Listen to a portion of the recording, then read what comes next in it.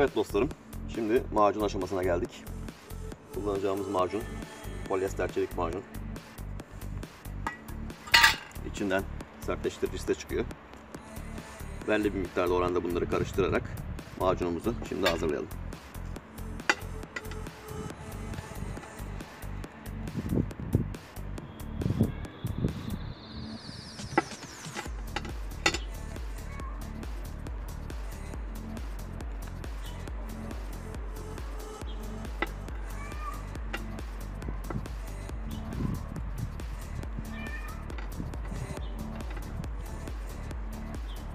Alanımız çok fazla büyük olmadığı için şu kadar yeterli gelecektir. Tamam, kapatalım. Biraz da sertleştirici. Yaklaşık bir leblebi nohut büyüklüğünde yeterli olacaktır. Şu kadar yeterli olur. Şimdi bunu karıştıralım.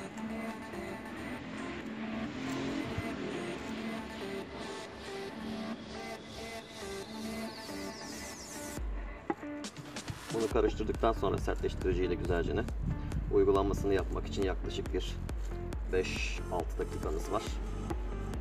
Ardından hemen sertleşir, donma yapar. Hiçbir şöyle kalmayacak şekilde bunu oval hareketlerle karıştırın. İşte bu şekilde.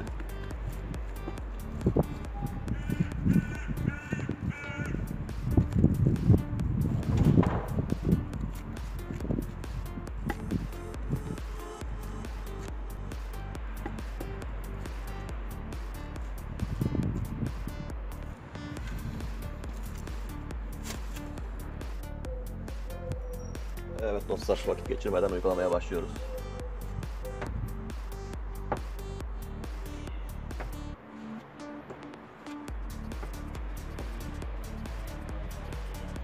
Bunu sürmekten çekinmeyin çünkü bunu zımpara yapacaksınız üzerine.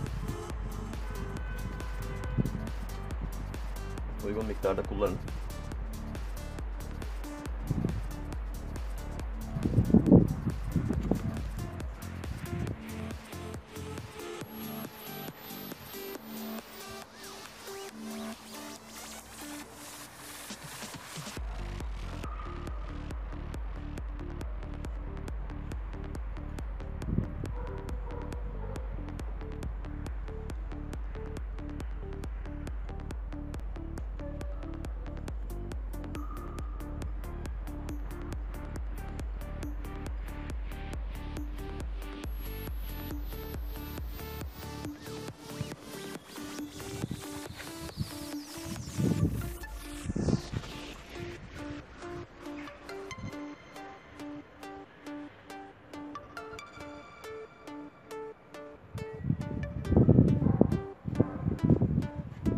Oyuk yer hissiyatı kalmayacak şekilde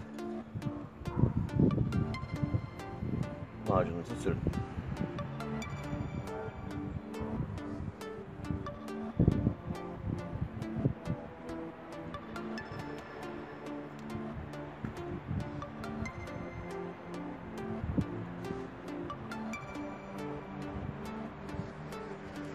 Evet.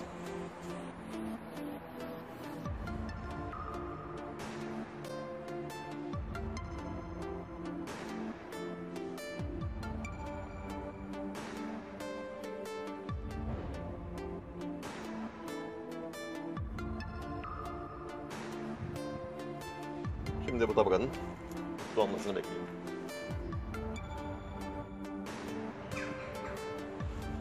Evet dostlar, macun yapacağımız yüzey iyice kurudu. Biraz daha sertleşmesini bekleyelim. Ondan sonra 600 gritlik zımparayla işe başlayacağız. Biraz toz kalkacak ama yapacak bir şey yok. 600 gritlik zımparayla bunu biraz inceltip çamurluk şekli vereceğiz. Çamurluğun şeklini alacak. Düzgün ve smooth bir yüzey olacak. Ama bunun için dediğim gibi daha önce de söyledim, endişe etmeyin. Bu ilk kat macunumuz. Bunun üzerine bir de gold kat dediğimiz son kat yoklama macunu gelecek. Şimdi bunu mümkün olduğu kadar düzelteceğiz. Çamurluğun şeklini vereceğiz. Biraz daha donsun dediğim gibi. Az bir miktar daha bekleyelim 5 dakika kadar. Daha sonra işlemimize geçelim. Evet dostlar, macunumuz kurudu. Şimdi 600 gritlik zımparayla zımpara işlemine başlıyoruz.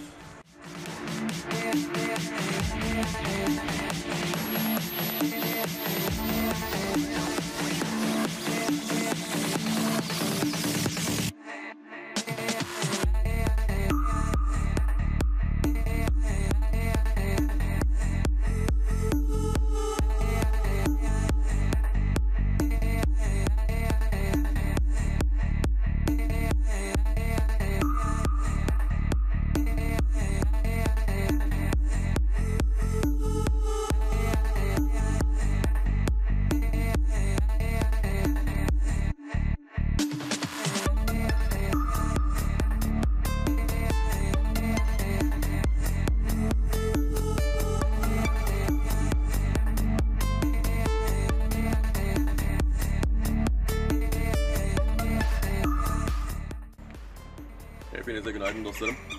Bugün ikinci çalışma günümüzdeyiz. Dün macun tabakasının kalınlık yüzeyini yapmıştık. Bugün bu iyice çelikleşti, dondu. Bunu zımparalamaya devam edeceğiz. Bugün tulumumu da giydim üzerime. Çünkü oldukça tozlu ve pis bir işlem. Şimdi bunu sıfıra saça indirelim, sıfırlayalım. Hep beraber gelişmeleri görelim.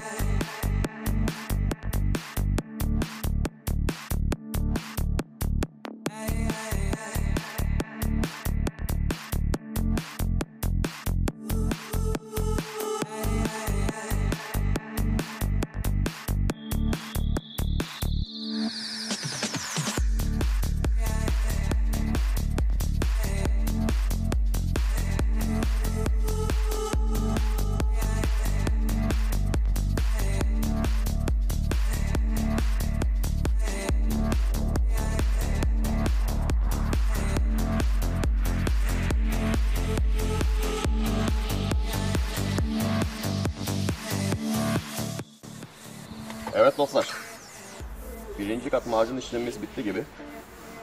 Şöyle gördüğünüz gibi hatlar güzelce ortaya çıktı arabamızın. Bu kava macunumuzdu. Şimdi bunun üzerine daha ince macun, son kat macun denen daha ince macunu yapacağız, yoklama macun denen. Onun üzerinde detaylar belirginleşecek. Gerçekten güzel. Şimdi bu yüzeyi bir temizleyelim. Daha sonra ikinci kat macunumuzu yapmak üzere hazırlık aşamamıza başlayalım.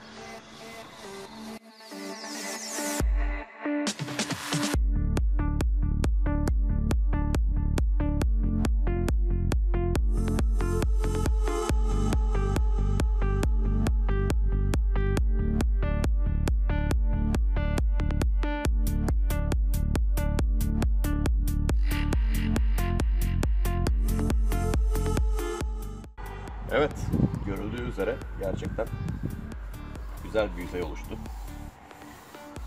Herhangi bir takılma, herhangi bir pütür yok. Şimdi bunun üzerine son kat macunumuzu yapmak üzere hazırlık aşamamıza başlayalım. İş başına. Evet dostlar, şimdi macun aşamamızın ikinci kısmına geldik.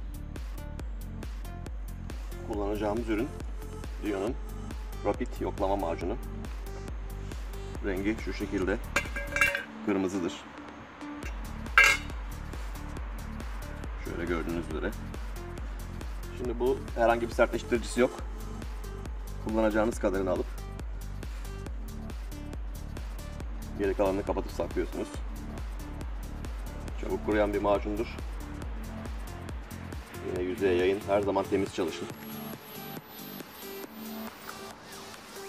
Toz bu işin bir numaralı düşmanıdır. Evet, şimdi benim kullanacağım kadarıyla bu yeterli.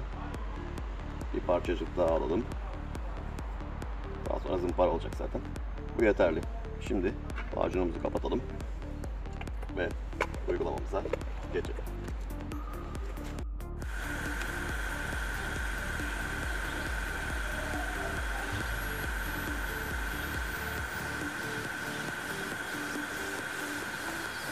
Üründen kullanacağımız kadar alıp çekim işlemine başlıyoruz. Mümkün olduğu kadar bastırarak çekin. Bütün alana yedirin. Daha sonra bunu zımparalayacağız dedim diyor.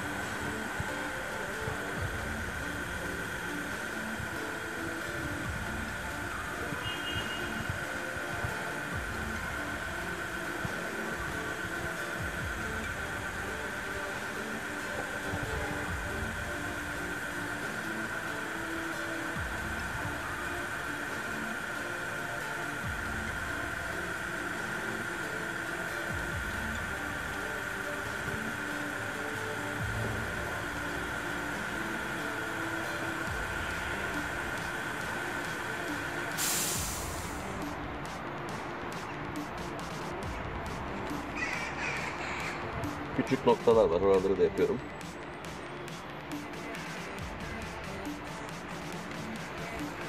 Fazlalığında spatulanızı sıyırın.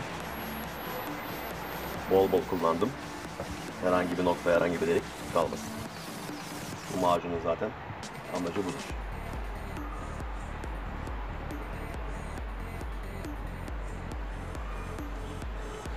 Çabuk kurur. Ondan elinizi çabuk tutmanız lazım.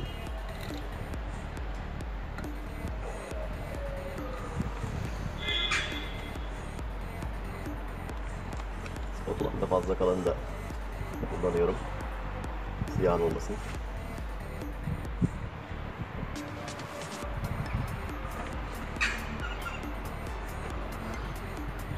Oluşacak pütürlere aldırmayın. Zaten zımpara aşamasında hepsi gidecektir.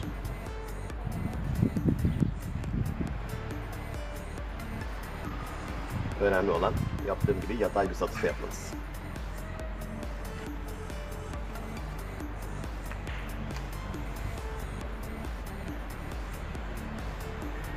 Evet, şimdi kurumasını bekleyelim dostlar. Evet dostlar, macunumuz kurudu. Şimdi artık zımpara yapmaya hazır. Yüzey sertleşti. Artık zımpara yapmaya hazır. Şimdi uzun sürecek bir zımpara aşamasına yine başlıyoruz. Yoğun bir tempo olacak. Başlayalım bakalım. Evet dostlar. Son kat macunumuz tamamen kurudu. Çelik gibi oldu. Artık bunun zımpara işlemine başlıyoruz.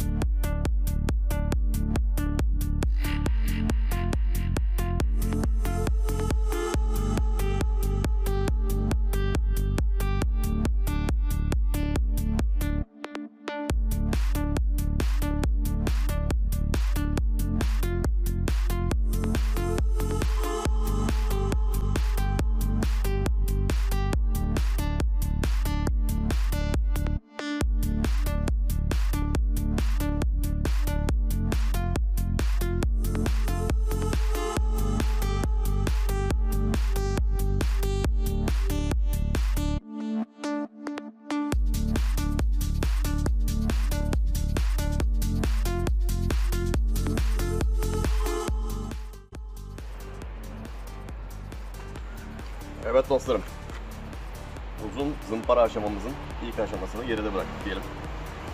Gerçekten şahane oldu, pürüz hissedemiyorum. 80 gritlik zımpara kullandım kapısını almak için. Artık daha ince bir zımparaya geçebiliriz gibime geliyor. Birkaç tane nokta var. Şurada bir tane var.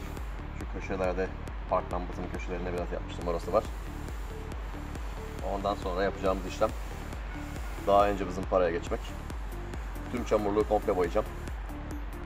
Sinyal lambasını sökeceğim. Parçaları çıkaracağım. Ve ince zımparayla boyayı hazır hale getireceğim. Ama muhtemelen boya başka bir gün olacak. Aceleye getirmem çünkü bu tip işleri. Aracı temizleyip kapatacağım. Uygun bir zamanda, güzel bir havada astar ve ardından boya. En son olarak da verniğimiz uygulamasını yapacağım. Evet, bence sonuç güzel oldu. Şu komando tarzı deseni de çok seviyorum bu arada. Arabalarımıza çok yakışıyor. Gerçekten pürüz yok dostlar. Kalın zımpara uygulamama rağmen pürüz yok. Şimdi incelere geçtikçe daha pürüzsüz, kaymak gibi bir yüzey elde edecektir. Görüşmek dileğiyle.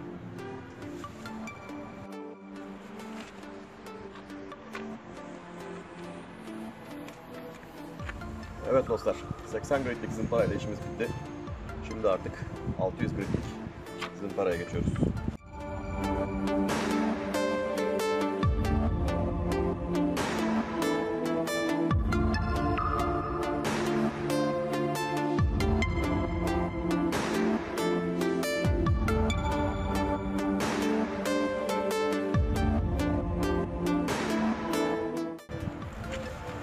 Evet dostlar, 600 gritlik bir zımpara işleminden sonra bir sonucu kontrol edelim. Umduğumuz gibi olmadıysa devam edelim. Şimdi bir yıkayıp sonuca bakalım hep beraber. Nasıl olmuş?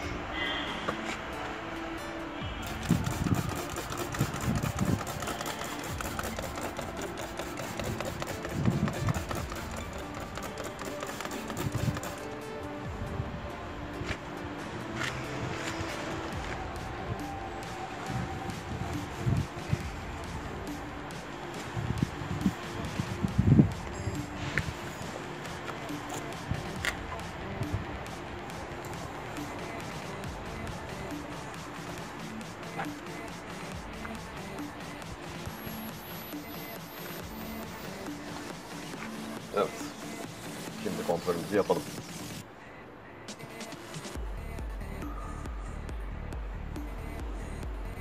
Gerçekten pürüzsüz duruyor. Evet dostlar. Baktığımız zaman her şey muhteşem gözüküyor değil mi? Herhangi bir pürüz gelmiyor elimize. Her şey mükemmel gözüküyor. Her şey harika. Ama değil. Tek bir nokta var. Neresi diye soracak olursanız tam şu nokta. Şu çıplak metalin olduğu noktada çok ufak birkaç tane gözle göremezsiniz ama elle dokunduğunuzda çok hafif birkaç tümsek elime geliyor. O yüzden şuraya da çok ince bir macun tabakası yapıp buraya da zımpara işlemini alacağım. Diğer taraflarda herhangi bir sorun yok, kaymak gibi. Ama şurayı çok ince bir macun yapıp tekrar zımpara işlemini alacağım. Bu arada aracın kalanını temizleyeyim. Aracı örtmek için hazırlanayım. 2 günlük izin sürem sona erdi ama epey çalışmalar yaptık. Aracı kapatayım, burayı macunlayayım. Bu işlemi de size aktarayım. Gerçekten pürüzsüz. Astara hazır artık.